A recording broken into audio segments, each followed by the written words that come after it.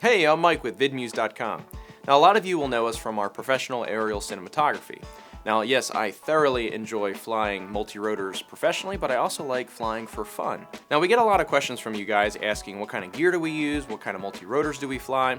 Now, today's video, we're going to focus primarily here on the FPV Racer, the quad, but we will touch on the other ships as well. So, what would be some of the reasons why we would get an FPV Racer?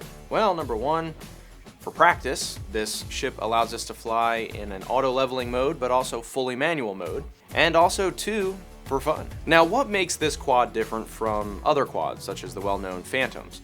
Well, this is considered an FPV Racer. This thing is built for speed. Now, would I encourage a newbie pilot who wants an FPV Racer because they enjoy the speed, again, they don't want to film aerial cinematography, would I encourage them to go buy this right away? Well, no. It's better to start on something simpler, such as a Phantom.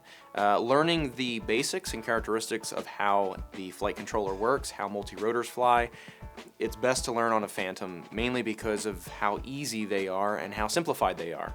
A Phantom is RTF, ready to fly. So if you know nothing about assembling anything, obviously that's the first option for you. Once you master the Phantom, then you'll be ready for the faster ship. Now, there are tons of multi-rotor kits out there. RTF, ready to fly, ARF, almost ready to fly. Now, I always encourage pilots to build their own airships. Now, why is that? Well, when you build it yourself, you know exactly what the components are, you know how you've built it, you know how it works, and if something was to break on it out in the field, you'll know how to fix it. So yes, as you can guess, I went ahead and purchased all of these parts and assembled this quad myself. Now, we have built hexacopters and octocopters for our business as well as for other clients in the past, so building this was certainly a breeze for us.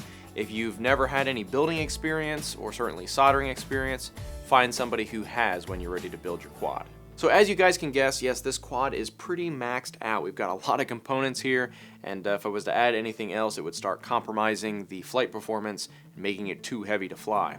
Now, as far as the detailed specs here, I will have all that information on my website. The link will be down below where you can read up on all of that.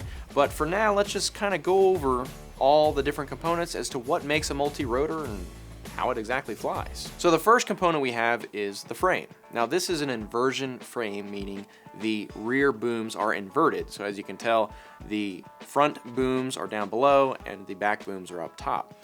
Now, why would we go with this design as opposed to the traditional booms all on the bottom? Well, because it looks cool. No, really, there's no rhyme or reason. It's just, it looks different, it looks cool. That's why we went with this design, but it essentially works the same. These motors here are pulling the airflow, or these motors are pushing. So you've got pulling and pushing, and they work together. The motors and props are on the same plane, so it works just fine. Just kind of spices up the design a little bit. Now, this frame is the inversion 300, meaning 300 millimeter.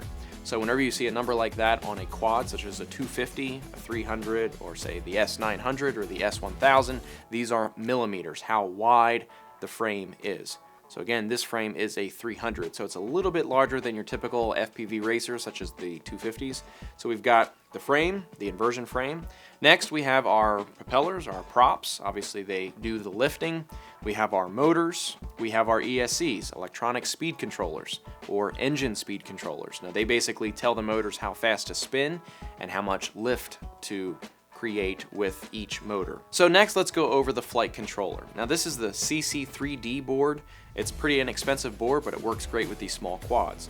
Now, this board, as you're going to notice, there's no GPS antenna. We've got a video transmitter here and our receiver antennas, but no GPS. So this one is limited to 3 different flight modes. You first have attitude mode, which is an auto-leveling mode.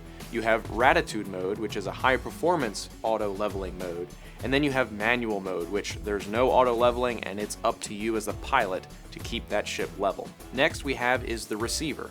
So on the ground with our radio, we have our Futaba radios. That's considered the transmitter, and this is going to receive the transmission, the signals that we're telling it to do, the different controls. And we are connected to the CC3D board via an S-bus cable, which is a single servo cable. This helps prevent clutter and prevents you from needing an individual servo cable for every single channel. Next, we have the FPV cam. Now, this first-person view camera is, yes, what we fly with. So whether you're using FPV goggles or a monitor, you will use this camera to guide you through, and this is the eyeballs of your quad. Now, some guys will have an FPV cam inside and then a larger camera like a GoPro or something up on top to actually record the flights. Now, this is the Bosscam HD19 FPV cam where it'll actually record. There's a little spot for a micro SD card. You can actually record your flights in addition to using it as an FPV cam. So it ends up killing 2 birds with 1 stone. And I didn't even have to hit a bird with my quad. Next, we have our video transmitter. Now, this is a 5.8 gigahertz transmitter. We went with the 5.8 because the antennas are smaller and low profile.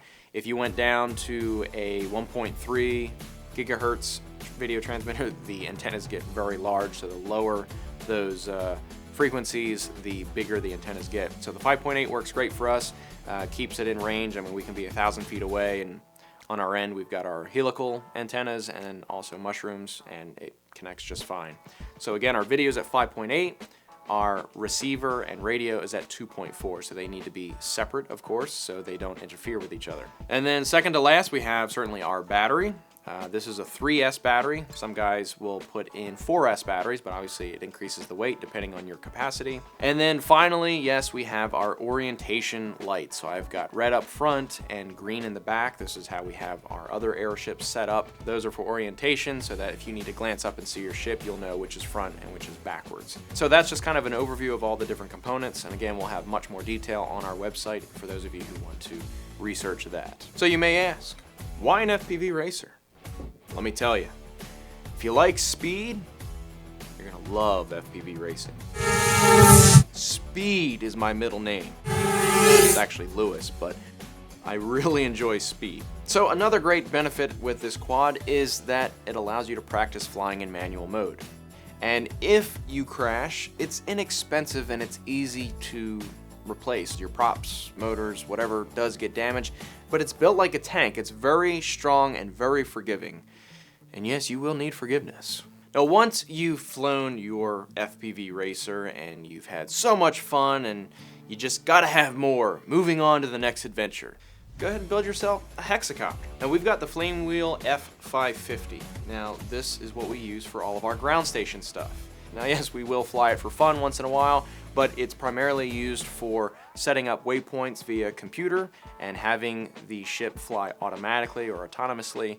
And yes, we use that for all of our ground station work. Now, once you've mastered the hexacopter and you're ready for more, go ahead and build yourself an octocopter, a heavy lifter.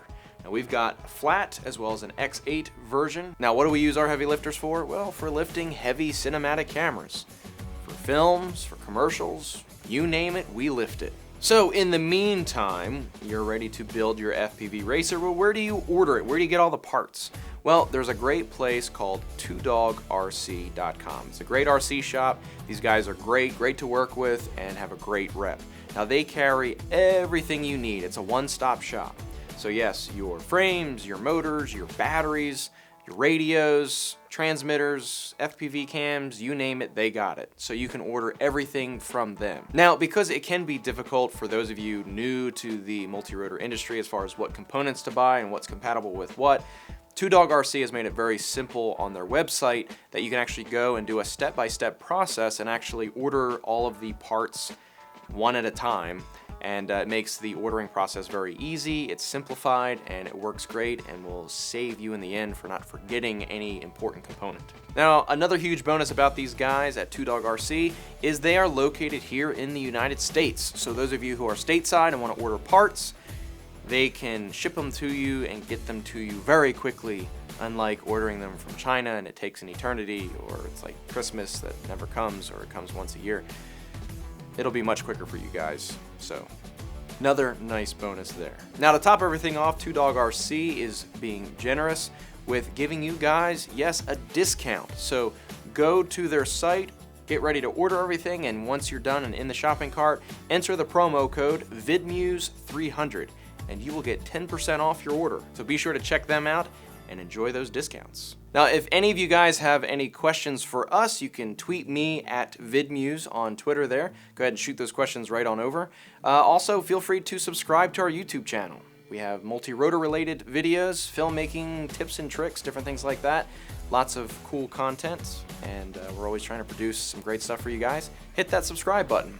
Also, if you want to get into more professional aerial cinematography, you can go to our website. We've got the link down below for you to see our multi-rotor tutorial series for filmmakers.